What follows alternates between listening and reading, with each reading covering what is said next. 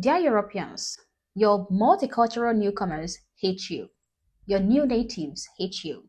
They hate you fiercely and they would love nothing but to see the complete destruction of your countries.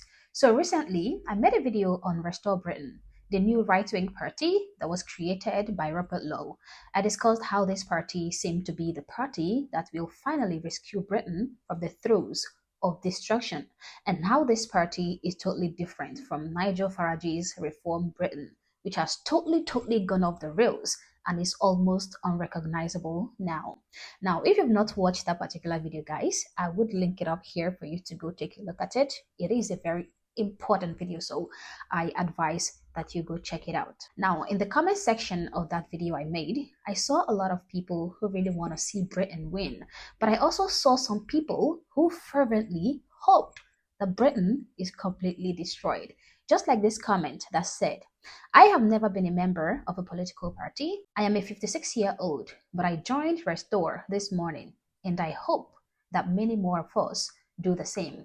And then came a response from one of the new Europeans, if you get what I mean. The response said, our numbers are climbing steeply, while yours slide into the abyss of low birth and extinction level fertility.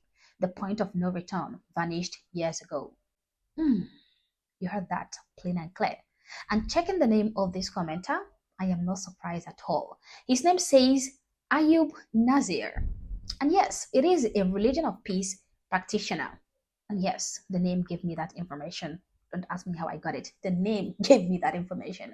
Now, another commenter tried to reason with the bigoted Mohammedan, saying, Ayub Nazir, it has nothing to do with a fertility problem.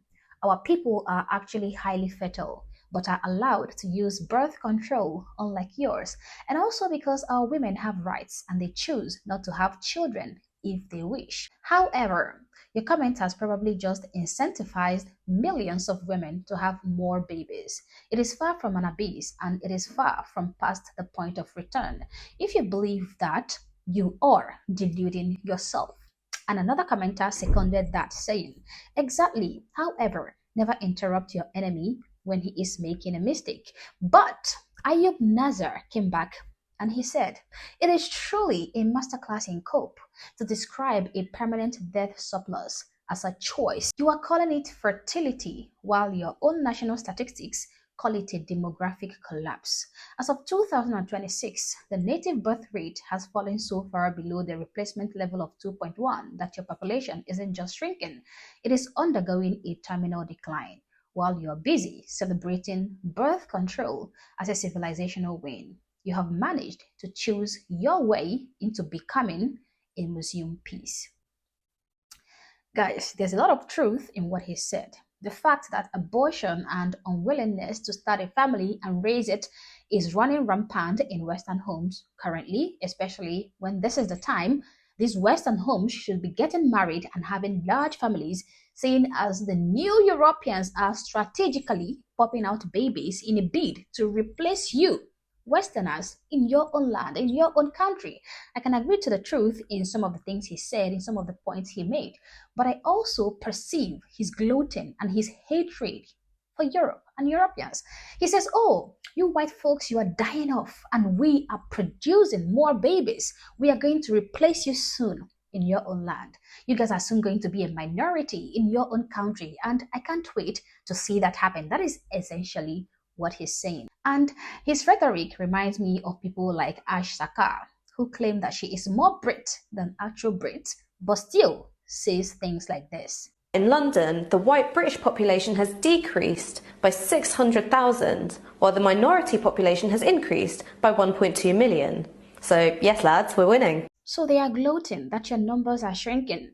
They hate you and they want you gone and they want your countries destroyed, and they are unfortunately succeeding.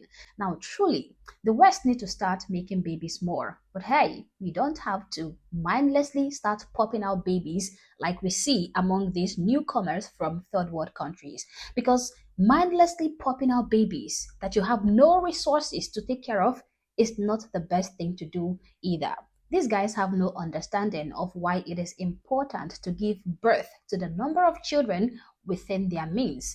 Their habit of mass producing offsprings have left them in a far worse, horrible conditions in their home countries. It has largely impoverished and destabilized their countries, but they don't care at all. They don't care. And now that they are in European countries, they have to continue the senseless ejection of multiple offsprings in these European countries because these European countries, take care of them and their numerous offsprings that are wholly dependent on the government for welfare and handouts. And now they are popping as many children as they possibly can. The West understands the reason for planning and the strategies that go into giving birth to children. They understand that you don't just wake up and give birth to 11 babies when you have no resources to take care of them. The West understands why it is important to give birth to as many children as you can handle. And that strategy have been working for them for ages. They have been prospering. And that is why there is a big difference between Western countries like the United States of America and any third world country in Africa or Asia. Take Pakistan, for example. It has a land mass of about 881,000 square kilometers, whereas the state of Alaska, a single state in the United States of America, has about 1,717,000 square kilometers, more than twice the size of the entire Pakistan in terms of land area or land mass. But the population of the same Pakistan is over 260 million people, whereas Alaska is only 730,000 people. And Alaska is more successful, more prosperous, and more organized. A developed first world state in a first world country. And Pakistanis are struggling, doing everything they can to immigrate there because of the opportunities and the resources that abound there. Resources that are available because of the strategic method of not flooding the entire state with senseless offsprings. You can also take India as an example, okay? The most populated country in the entire world with over 1.4 billion people. Now, the system is totally broken there. Millions are living below the poverty line, yet they keep popping out babies senselessly. Now, comparing it with the United States of America, a country where its citizens are not senselessly, trying to overwhelm the system with offsprings. The United States is extremely prosperous and successful. Now, the United States is about 3 times larger than the whole of India in terms of area, in terms of landmass. But the United States has only a population of 330 million people with a landmass of 9.8 million square kilometers. 330 million people, 9.8 million square kilometers.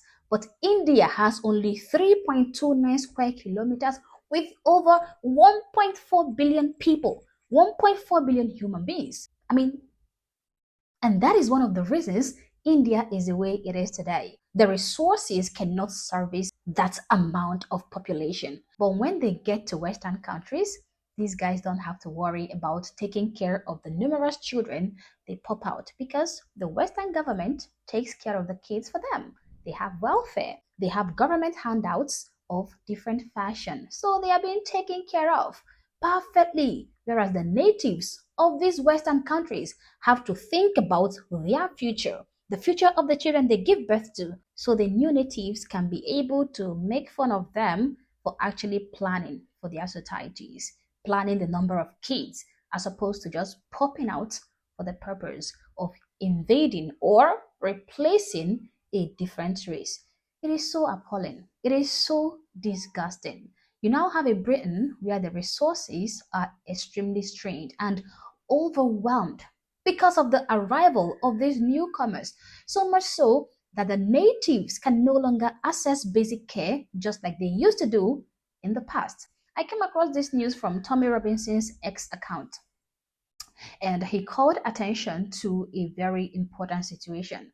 It says a 97-year-old woman died after being told that she would need to wait 10 days for an ambulance over a suspected hip fracture. Babette Burge was found on the floor of her home in Newport, Isle of Wight, by a carer on October 19, 2025.